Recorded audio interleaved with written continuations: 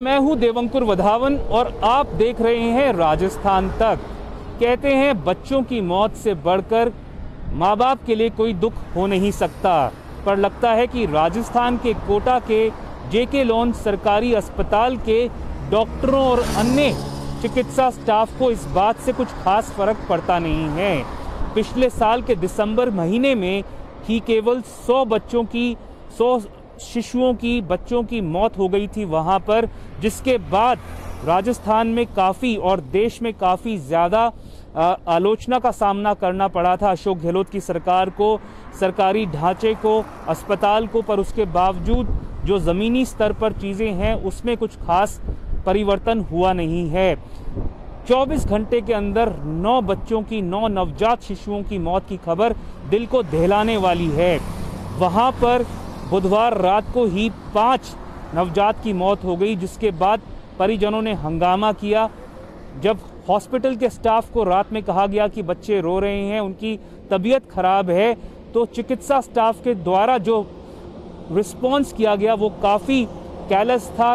उनको कुछ खास फर्क नहीं पड़ा। उन्होंने कहा कि जब सुबह डॉक्टर आए तो उनको दिखाना आप, और ये भी कि बच्चों का रोना इस तरह से नॉर्मल है।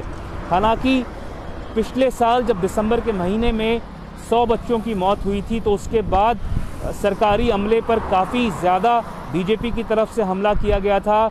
कांग्रेस के ही कुछ नेताओं ने अपनी आवाज़ बुलंद की थी, जिसमें प्रखर तौर पर राजस्थान के पूर्व उप मुख्यमंत्री सचिन पायलट थे, जिन्होंने जेके लोन अस्पताल का दौरा किया था और उसके बाद उन्होंने बयान दिया था कि हमारी सरकार को आंकड़ों में नहीं पड़ना चाहिए, ज़मीनी स्तर पर देखना चाहिए कि कैसे स्थिति का सुधार हो सकता है। और ये भी कहा था कि जिस माँ बाप के ने अपना बच्चा खोया है वो उसके लिए ये बात से फ़र्क नहीं पड़ता कि पिछली सरकार में क्या आंकड़े थे।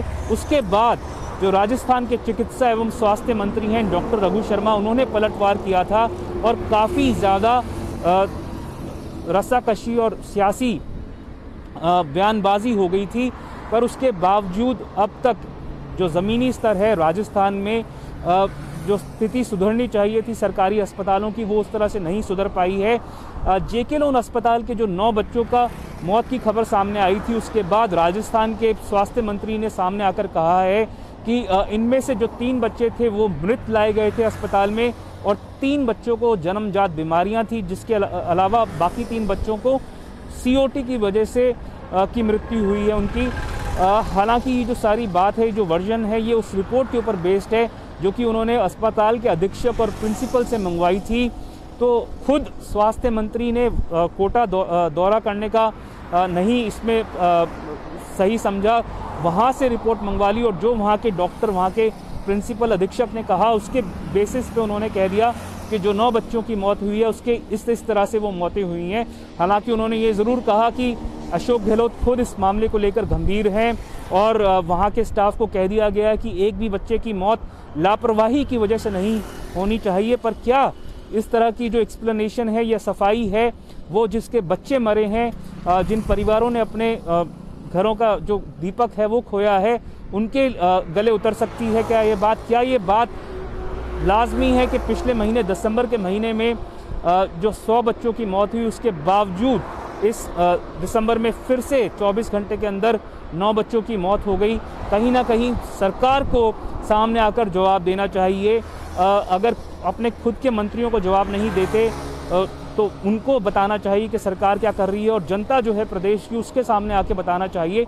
बीजेपी ने पलटवार किया है, कहा है कि ये एक हृदय विदारक घटना है। गुलाबचंद कटारिया जो कि राजस्थान के पूर्व गृह मंत्री और वरिष्ठ नेता हैं, उन्होंने कहा है कि सरकार के मंत्री को डॉक्टर की भाषा नहीं बोलनी चाहिए, और जो तहकीकात या इन्वेस्टिगेशन है उसके बेसिस पर अगर कोई रिपोर्ट के तथ्य हैं तो उनको सामने रखना चाहिए। साफ तौर पर अशोक गहलोत सरकार को सामने आकर बताना चाहिए कि उसने अभी तक ऐसा क्या किया है सरकारी अस्पतालों को लेकर जिससे स्थिति के उनके हिसाब से सुधार हुआ है, अगर हुआ है तो, क्योंकि साफ तौर पर ज़मीनी स्तर पर चीज़ें ज़्यादा बदली नहीं हैं। राजस्थान तक के लिए मैं देवंकुर वधावन।